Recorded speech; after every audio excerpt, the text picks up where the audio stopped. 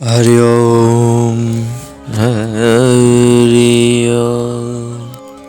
पवित्र ने पावनशाળી શ્રાવણ માસની અંદર ભગવાન શિવની પવિત્ર કથા માનવ જીવનને કલ્યાણકારી અને મોક્ષનું માત્ર એક દ્વાર મહાશિવ પુરાણનું શ્રવણ કરી રહ્યા છીએ।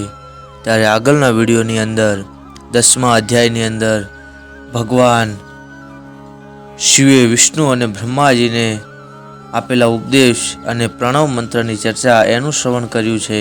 11મા અધ્યાયની અંદર શિવલિંગની સ્થાપના અને તેના પૂજનનું ફળ એનું શ્રવણ કર્યું છે। આજે 12મા અધ્યાયનું શ્રવણ કરીશું।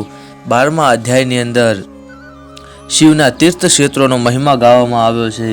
એની અંદર પહેલા સૂતજી ઉપવાચ સૂતજી બોલે છે, શૃણુદ્ધમ મુનયઃ પ્રજ્ઞા શિવ ક્ષેત્રમ વિમુક્તિ પદમ નદાગમાસ્તો વક્ષ્યે લોકરક્ષાર્થમે બહિ। સૂતજી બોલ્યા છે, હે બુદ્ધિમાન, હે ઋષિઓ, મુક્તિ આપનાર શિવ સૂત્રોમાં પ્રથમ તમે સાંભળો, તે પછી તેમના ઉત્પત્તિ સ્થાનનો પણ લોકોની રક્ષા માટે હું કહીશ। પૃથ્વી 50 કરોડ યોજન ચોરસ વિસ્તારવાળી છે। તેમાં અનેક પર્વતો, જંગલો અને વનો આવેલા છે। તે પૃથ્વી શિવની આજ્ઞાથી જ લોકોને ધારણ કરી રહી છે। ત્યાં વસતા લોકોના મોક્ષ માટે પ્રભુ મહાદેવે કૃપા કરી ત્યાં શિવ ક્ષેત્રો બનાવેલા છે। તેમજ ઋષિઓ અને દેવોના સ્વીકારથી થયેલા તેમજ સ્વયંભૂ આપોઆપ થયેલા બીજા પણ શિવ ક્ષેત્રો લોકોની રક્ષા માટે જ થયા છે। મનુષ્યો સ્નાન, દાન અને જપ વગેરે સદા તીર્થ ક્ષેત્રમાં જ કરવો જોઈએ, નહીં તો રોગ, દરિદ્રતા કે મૂંગાપણું વગેરે દોષ પ્રાપ્ત થાય છે।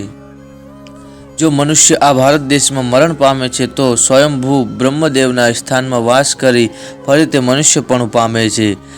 હે બ્રાહ્મણો, પવિત્ર ક્ષેત્રમાં વાસ કરી લગાર પણ પાપ કરવું નહીં, કારણ કે તે ક્ષેત્રમાં કરેલું પાપ દંડદાય છે।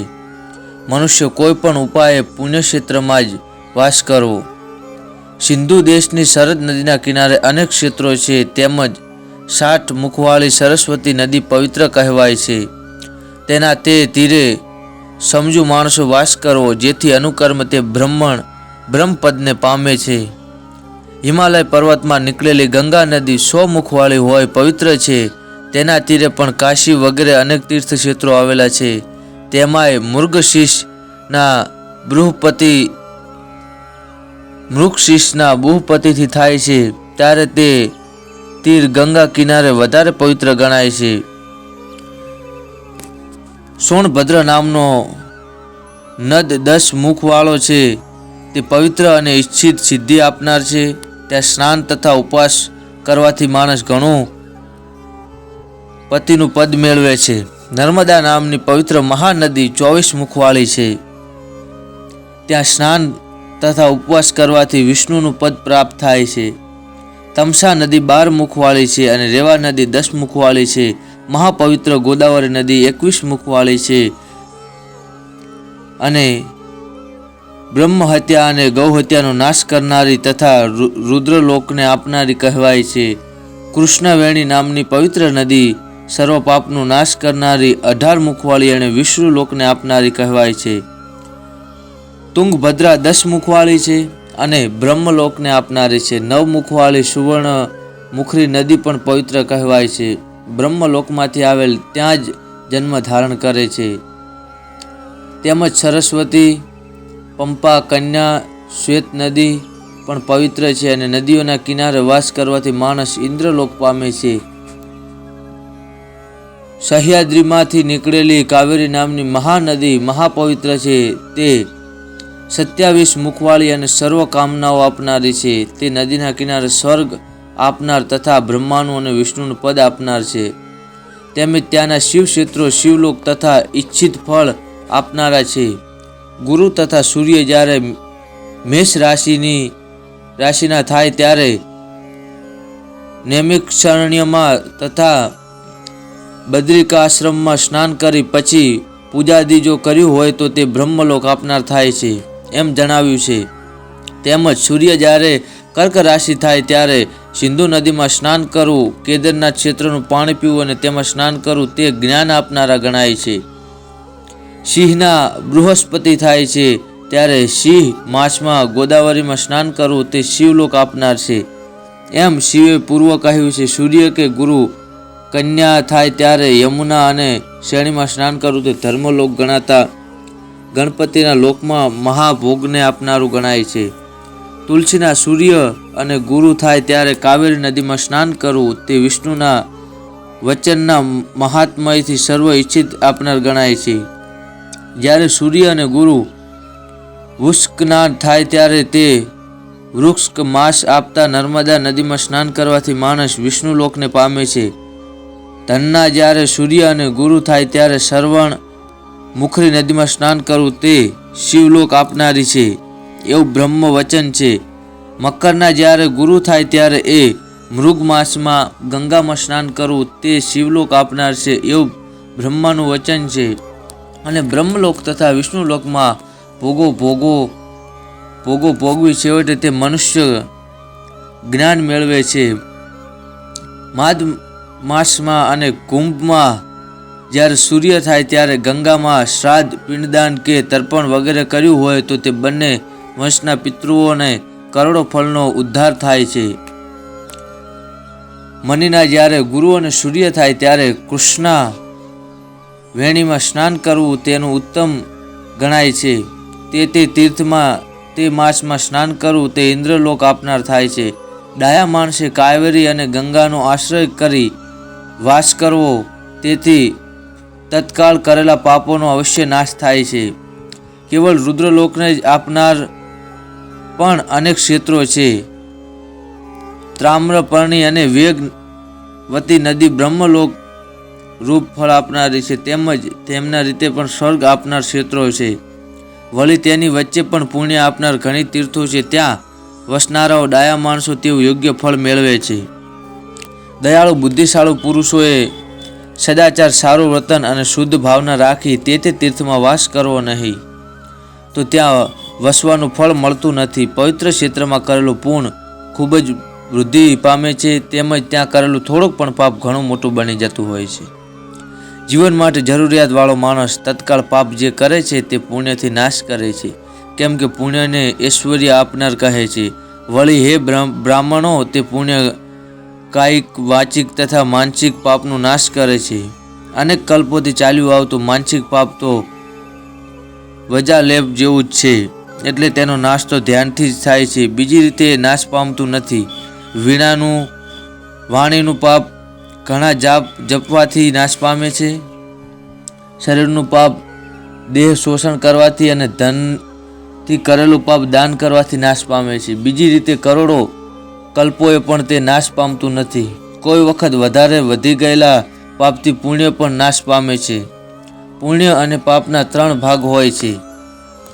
બીજ રૂપે અંશ વૃદ્ધિ પામતો અંશ અને એને ભોગે અંશ તેનો પાપનો બીજરૂપ અંશ આજ્ઞાથી જ નાશ પામે છે.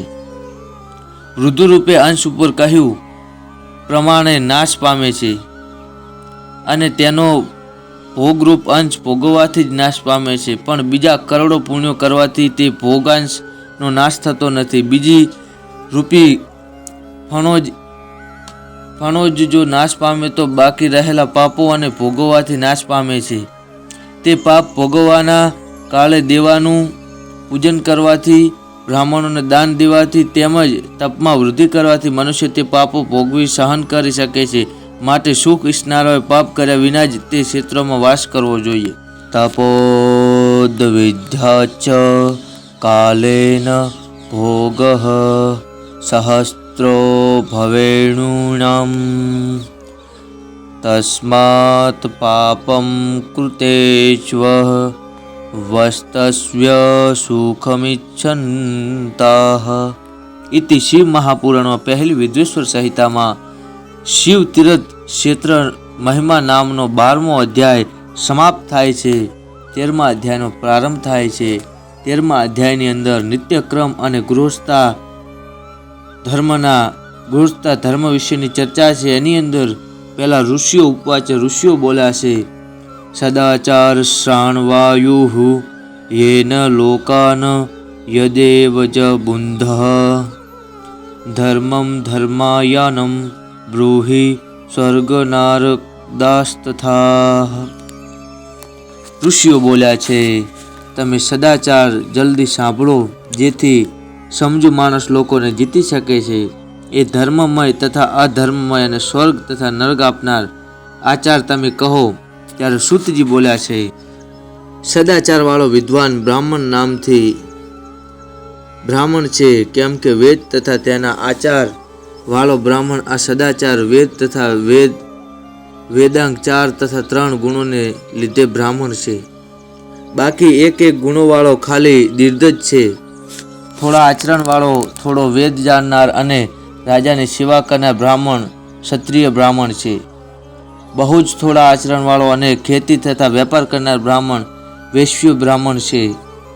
અને પોતે જાતે જ એકલી ખેતી કરનારો બ્રાહ્મણ શુદ્ર બ્રાહ્મણ કહેવાય છે. વળી જે બ્રાહ્મણ ઈર્ષાળુ અને બીજાનો દ્વેષ કરનારો હોય તે ચંડાળ બ્રાહ્મણ કહેવાય છે.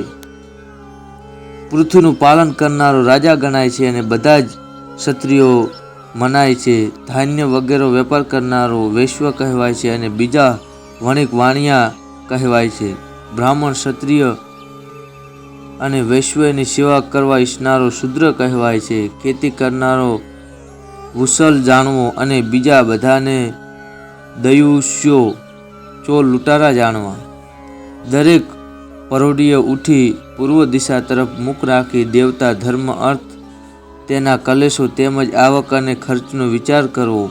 આયુષ્ય, દ્વેષ, મરણ, પાપ, ભાગ્ય, રોગ, પોષણ તથા શક્તિ અને સવારે ઉઠતા અનુક્રમે 8 દિશા તરફ મુખ રાખ્યાના ફળ છે. રાત્રિને છેલ્લો પહર ઉષકાળ પરોઢિયું જાણવો અને અડધો પ્રહર સંધિકાળ કહેવાય છે. તે કાળે 3 વર્ણના દ્વિજે દિશાંગ જલ લઈ આવવું. તે માટે ઘરથી દૂર ગામની બહાર જઈ માથે કપડું લપેટી ત્યાં ઉત્તર દિશા તરફ મોં રાખી બેસીને પણ વાંધા જેવું હોય તો બીજી દિશા તરફ મોં રાખી મળ ત્યાગ કરવો. તે વેળા જળ, અગ્નિ, બ્રાહ્મણ અને દેવ મંદિરોની સામે બેસવું નહીં. ડાબા હાથથી લિંગ કાઢી બીજા જમણા હાથથી મુખ ઢાંકી મળ ત્યાગ કરી તે મળને જોવા નહીં અને ત્યાંથી ઉઠી પાત્રમાં સાથે આણેલ જળથી જળાશયની બહાર તે ભાગને સારી રીતે ધોઈ પવિત્ર કરો. અથવા દેવ, પિતૃ કે ઋષિઓના તીર્થ સ્થાનોમાં ઉતર્યા સિવાય બીજા નાના નાના જળ સ્થાનોમાં 7, 5 કે 3 વખત માટી લઈ ત્યાંના જળથી ગુદાને સાફ કરવી, લિંકને સાફ કરવા, બિલા જેટલી માટી અને ગુદાને સાફ કરવા. અડધો ખોબો માટી લેવી તે ઠીક છે. ત્યાંથી ઉઠી હાથ પગ ધોઈ 8 કોગળા કરવા. પછી હર કોઈ વૃક્ષના પાનથી કે લાકડાથી દાંતણ બનાવી જલની બહાર બેસી તર્જનની આગળી છોડીને દાંત સાફ કરવા. પછી જલના દેવતાઓને નમસ્કાર કરી મંત્ર ભણી જળાશયમાં સ્નાન કરવું. એ અશક્ત હોય તેણે કંઠ સુધી અથવા કેડ સુધી પણ સ્નાન કરવું. તેટલા સ્નાન માટે પણ જે અશક્ત હોય તે ઘૂંટણ સુધી પાણી મંત્ર સહિત છાંટી મંત્ર સ્નાન કરવું. પછી ત્યાં વિદ્વાન મનુષ્ય તીર્થના જળ વડે દેવ વગેરેના તર્પણ કરવા. પછી ધોયેલું વસ્ત્ર લઈ 5 કાછડીથી ધારણ કરવું અને દરેક કર્મમાં ખભા ઉપર ઉત્તરીય વસ્ત્ર ખેસ ધારણ કરવું. નાહ્યા પછી સમજવું, માણસે નાહેલું વસ્ત્ર નદી આદિ તીર્થના જળમાં ધોવું નહીં, પણ તે વાવ કે ઘેર ધોવા લઈ જવું. હે બ્રાહ્મણો, પથ્થર કે પાટલા ઉપર જળમાં કે સ્થળ ઉપર વસ્ત્રને બરોબર શુદ્ધ કરી પિતૃઓની તૃપ્તિ માટે વસ્ત્ર નીચોવવું. પછી જાબાલી ઋષિએ કહેલા ઓમ અગ્નિરીત ભસ્મ એ મંત્રથી ભસ્મ વડે ત્રિપુર ધારણ કરવું અને એ મંત્ર સિવાય વ્યર્થ ભસ્મને પાણીમાં નાખવું તો માણસ નરકે જાય છે. પાપની શાંતિ માટે અહો હિષ્ટા એમ મંત્રથી મસ્તકે માર્જન કરો અને યશ્ય એ મંત્રથી પગ ઉપર સંધિ ભોગો પર પ્રોક્ષણ કરવું. પહેલા પગે, મસ્તકે અને હૃદય પર, પછી મસ્તકે, હૃદય પર અને પગે, અને પછી હૃદય પર, પગે અને મસ્તકે, એમ 3 ક્રમે પોક્ષણ કરવું. વિદ્યાનો મંત્ર સ્નાન થયું સમજે છે. આ પવિત્ર વસ્તુઓ બહુ જ ઓછો સ્પર્શ થયો હોય, શરીર સ્વસ્થ ન હોય, રાજ્ય કે રાષ્ટ્રને ભય હોય કે એવી નિરૂપાયેલી સ્થિતિનો કાળ હોય ત્યારે એ રીતે એવું સ્નાન કરવું. સવારે સૂર્ય મામુષ્ય એ મંત્રરૂપ અનુવાક્તિ અને સાંજે અગ્નિશ્ચ મામુષ્ય એ મંત્રથી અગ્નિના અનુક્રમની વચ્ચે જળનું આચમન લઈ ફરી ઉપર કહ્યા પ્રમાણે પોક્ષણ કરવું. હે બ્રાહ્મણો, ગાયત્રી મંત્રમાં જપના અંતે પૂર્વમાં સૂર્યને 3 વાર ઊંચે અર્ધ આપવા અને મંત્રની સાથે એક અર્ધ મંત્રના મધ્યમાં પણ સૂર્યનો આપવો. પછી સાંજ થાય ત્યારે પશ્ચિમ દિશામાં રાખી સૂર્યને અર્ધ આપવા. પ્રાપ્તકાળે ઊંચા હાથ કરી અને બપોરે આંગળીઓથી દેવતીર્થ વડે અધ્યા આપવા. સાંજે આંગળીઓના છિદ્રોમાંથી અસ્ત પામતા સૂર્યના દર્શન કરવા અને પછી પોતાને પ્રદક્ષિણા કરી આચમન કરવું. સાંજે એક મુહૂર્ત પહેલા સંધ્યા કરે તે વ્યર્થ થાય છે, કારણ કે તે અકાળે ગણાય છે. દિવસ આથમે તોય યોગ્ય કાળ કહેવાય છે. એક દિવસ વીતી જાય અને સંધ્યા ન થાય તો પશ્ચાતાપ રૂપે ગાયત્રીનો મંત્ર નિત્યક્રમથી વધારે જપવા. 10 દિવસ વીતી જાય તો 1 લાખ ગાયત્રીનો જપ કરવો કે એથી વધારે કરવો. પણ જો નિત્યક્રમ કર્યા વિના જ 1 મહિનો વીતી જાય તો તેનો પ્રાયશ્ચિત માટે ફરી જનોઈ લેવી જોઈએ. જપ કર્યા પછી અર્થની સિદ્ધિ માટે શિવ પાર્વતીની, કાર્તિકેયની, વિષ્ણુ, બ્રહ્મા, ચંદ્ર અને યમ વગેરે દેવોની તૃપ્તિ કરવા ને પછી બ્રહ્મા અર્પણ કરી પવિત્ર આચમન કરવું. વિદ્વાનોએ તીર્થની દક્ષિણ તરફ રહેલા યોગ્ય મઠ, મંત્રાલયો, દેવાલયો કે ઘેર એમ ચોક્કસ કરેલા સ્થાનને સ્થિર આસને બેસી બુદ્ધિને સ્થિર રાખી સર્વ દેવોને નમસ્કાર કરી પ્રથમ ઓમકારનો જપ કરી ગાયત્રીમાં જપ કરવો અને પછી જીવ અને બ્રહ્મ એક છે એમ જાણી 3 લોકોની ઉત્પત્તિ કરનાર બ્રહ્માની, પાલન કરનાર વિષ્ણુની તથા સંહાર કરનાર સ્વયં પ્રકાશ રુદ્રની એમ ઉપાસના કરી. એમ ચિંતવાળું અને જ્ઞાનેન્દ્રિય કર્મેન્દ્રિય મન અને બુદ્ધિથી વૃત્તિઓને ભોગ અને મોક્ષ આપનાર ધર્મમાં તથા જ્ઞાનમાં સદા ફેરવી એમ ઓમકારના અર્થને બુદ્ધિથી ધ્યાન કરનાર મનુષ્ય અવશ્ય બ્રહ્મને પામે છે. અથવા ઉત્તમ બ્રાહ્મણે બ્રહ્મ તત્વના રક્ષણ માટે દરરોજ સવારે કેવળ 1000 ગાયત્રીનો નિત્ય જપ કરવો અને બીજા મંત્રો પોતાની શક્તિ અનુસાર જપવા. બપોરે 100 ગાયત્રીનો જપ કરો અને સાંજે શિખાના 8 મંત્રો સાથે ગાયત્રીના 20 મંત્રો જપવા. મૂળ આધાર ચક્રથી માંડી 12 અંશ બ્રહ્મદ્ર સુધી રહેલા વિદેશ બ્રહ્મા, વિષ્ણુ, મહાદેવ, જીવાત્મા અને પરમાત્માની બુદ્ધિથી એકતા માની સોડ્ય તે હું છું એવી ભાવનાથી તેનો જપ કરવો. તેમ દેવોને શરીરમાં બૃહદ દ્રગ વગેરે સ્થાનોમાં રહેલા અને શરીરની બહાર પણ રહેલા વિચારવા. મહત્વથી માંડી હજારો શરીરને એક જપથી એક એમ ઓળંગી ધીમે ધીમે જીવનને પરબ્રહ્મમાં જોડી દેવું એ ગાયત્રી તથા ઓમકારના જપનું રહસ્ય શાસ્ત્રમાં કહેવાય છે. એ રીતે શિખાના 8 મંત્રો સાથે 2000 મંત્રોનું જપ શરીર થાય છે. મંત્રોનો જપ આમ જ થાય છે અને આદિક્રમથી આને જ વિદ્વાનો જપ સમજે છે. 1000 જપ કરવાથી બ્રહ્મલોક અને 100થી વધારે જપ કરવાથી ઇન્દ્રલોક મળે છે એમ વિદ્વાનો કહે છે. પણ તેથી ઓછી સંખ્યામાં જપ કરનારો બીજો જન્મથી પોતાની રક્ષા માટે યોનિમાં જન્મે છે. સૂર્યનું સ્થાપન ફરી એમ રોજ ગાયત્રીનો જપ કરવો. 12 લાખ મંત્રોનો જપ કરનાર પૂર્ણ બ્રાહ્મણ ગણાય છે. માટે જે બ્રાહ્મણે ગાયત્રીના 1 લાખ મંત્ર જપ્યા ન હોય તેને વેદ કાર્યમાં જોડાવું નહીં. 70 વર્ષ સુધીનો આ નિત્ય નિયમ હોય છે. પછી બ્રાહ્મણે સંન્યાસ લેવો જોઈએ. સંન્યાસીએ પ્રાતકાળે 12,000 ઓમકારનો જપ કરવો. એમ દરરોજ નિત્યક્રમથી જપ કરવો. અનુક્રમે મહિનો જતાં 1.5 લાખ જપ પૂરા થાય છે. તેથી ઉપર જપ થાય ત્યારે પ્રેષ નામનું વ્રત કરવું. એમ કરી દોષની શાંતિ થાય છે, નહીં તો રૌરવ નરકમાં જાય છે. એમ પોતાના નિત્યક્રમ પૂરા થાય તે પછી કામવાળાએ ધર્મ અને અર્થ માટે યત્ન કરો, પણ બીજા સંન્યાસીએ તે માટે યત્ન કરવો નહીં. બ્રાહ્મણોએ તો મુક્તિની ઈચ્છા રાખી બ્રહ્મજ્ઞાનનો સદા અભ્યાસ કરવો. ધર્મથી અર્થ અને અર્થથી ભોગ મળે છે, તેમજ ભોગ ભોગવવાથી વૈરાગ્ય થાય છે. એટલે કે ધર્મથી મળેલા અર્થને ભોગવવાથી જ વૈરાગ્ય ઉપજે છે. પણ તેથી વિપરીત અધર્મમાં મળેલો અર્થ ભોગવવાથી તો વિરાગ નહીં પણ વિષયોમાં રાગ જ થાય છે. ધર્મ 2 પ્રકારનો કહેવાય છે, એક દ્રવ્યથી અને બીજો દેહથી. તેમાં દ્રવ્ય વડે યજ્ઞ આદિ કરવા તે દ્રવ્યથી અને દેહ ધર્મથી. તીર્થ સ્નાન કરવા તે દેહથી થતો ધર્મ છે. એ ધર્મથી માણસ ધન પામે છે અને તપથી દિવ્ય રૂપ મેળવે છે. નિષ્કામ મનુષ્ય ધર્મથી ચિત્તની શુદ્ધિ પામે છે અને તે શુદ્ધિથી જ્ઞાન થાય છે. એમાં સંસારને કોઈ સ્થાન નથી. સત્યયુગ, ત્રેતાયુગ અને દ્વાપર યુગમાં તપ વખણાય છે, પણ કળિયુગમાં દ્રવ્ય ધર્મ યોગ્ય ગણાય છે. સતયુગમાં ધ્યાન કરવાથી, ત્રેતાયુગમાં જપ કરવાથી અને દ્વાપર યુગમાં યજ્ઞો કરવાથી અને કલિયુગમાં પ્રતિમાનનું પૂજન કરવાથી જ્ઞાન પ્રાપ્ત થાય છે.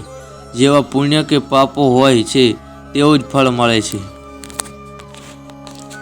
તેમાં દ્રવ્ય અને દેહરૂપ અંગના ભેદથી નૂતનના વૃદ્ધિ કે ક્ષય વગેરે થાય છે. અધર્મ હિંસારૂપ છે, પણ ધર્મ સુખરૂપ છે. અધર્મથી માણસ દુઃખ પામે છે, પરંતુ ધર્મથી સુખ વધે છે. ખરાબ વર્તનથી દુઃખ અને સારા વર્તનથી સુખ થાય છે એમ જાણવું. અને એ કારણે ભોગ અને મોક્ષની સિદ્ધિ માટે ધર્મ જ પ્રાપ્ત કરવો. જેમાં 4 મનુષ્યો હોય છે તેવા કુટુંબ સહિત બ્રાહ્મણોએ 100 વર્ષ સુધીની આજીવિકા જો કોઈ આપે તો તેને બ્રહ્મલોક આપનાર થાય છે. 1000 ચંદ્રાયણ વ્રત પણ બ્રહ્મલોક આપનાર છે. ક્ષત્રિય 1000 કુટુંબનું ભરણ પોષણ કરવું જોઈએ. 10,000 કુટુંબનું ભરણ પોષણ કરવું તે ઇન્દ્રલોક આપનાર થાય છે. મનુષ્ય જે દેવને ઉદ્દેશ દાન કરે છે તે દેવના લોકને પામે છે, એમ વેદ જાણનારાઓ કહે છે. જેની પાસે ધન ન હોય તેણે સદા તપોનો સંગ્રહ કરવો. તીર્થ અને તપથી જે સુખ મળે છે તે કદી નાશ થતો નથી.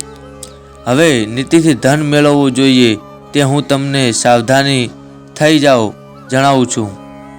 બ્રાહ્મણો શુદ્ધ દાન લઈ યજ્ઞો કરવાથી દીનતા અને અતિ કલેશનો ત્યાગ કરી ધન મેળવવું જોઈએ. ક્ષત્રિયોએ બાહુબળથી અને વૈશ્યોએ ખેતી તથા પશુપાલનથી ધન મેળવવું જોઈએ. ન્યાયથી મેળવેલા ધનનું દાન કરવાથી માણસ સિદ્ધિ પામે છે.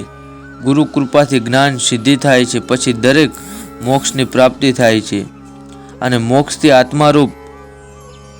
આત્મા સ્વરૂપ પ્રાપ્ત થાય છે અને તેથી સર્વો કષ્ટ આનંદ મેળવે છે. હે બ્રાહ્મણો, આ બધું મનુષ્ય સજ્જનોના સમાગમથી પ્રાપ્ત થાય છે. ગૃહસ્થ પુરુષે ધન ધાન્ય વગેરે સર્વ વસ્તુનું દાન કરવું જોઈએ.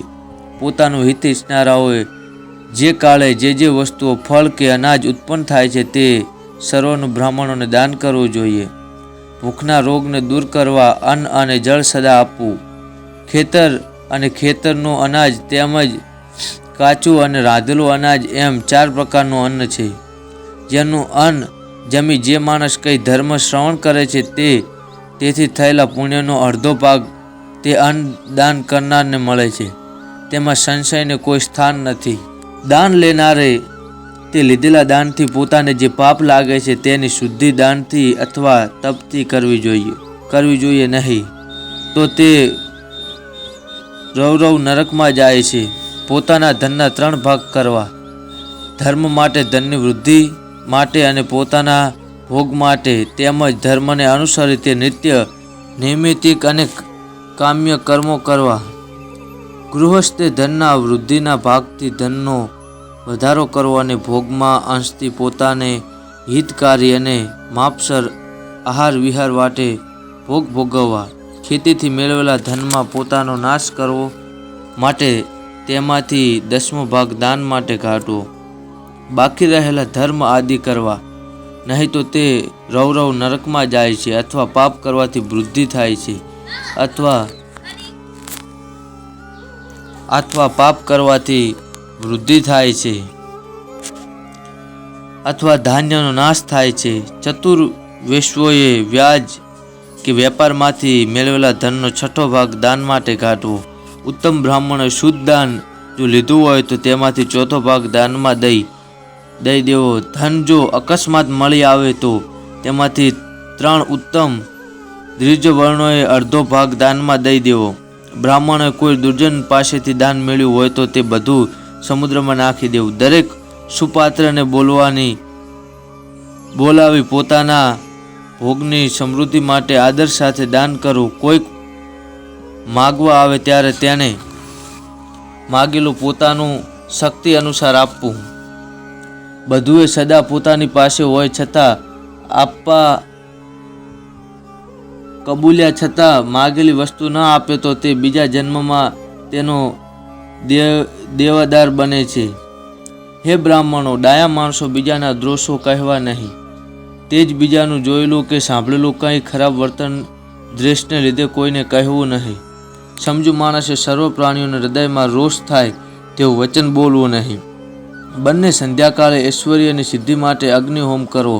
પણ જે માણસ તેમ કરવા અસમર્થ હોય તેણે એક કાળે પણ સૂર્ય અને અગ્નિને વિધિ પ્રમાણે પૂજવા અને વિધિને તથા ન્યાયને અનુસરી ચોખા કે બીજા ધાન્યથી અથવા ઘી, ફળ, કંદમૂળ તથા હવિષ્યામ રૂપ અથવા રાંધેલા અન્નો સ્થાયી પાક કરી હોમ કરવો. અને જો હોમના દ્રવ્ય ન હોય તો કેવળ મુખ્ય હોમ કરવો. એમ નિત્ય વિધિ ચાલ્યા કરે છે તેને વિદ્યાનો અજસ્ત્ર નિત્યક્રમ કહે છે. અથવા કેવળ જપ અને સૂર્યવંદન પણ નિત્ય થવું જોઈએ.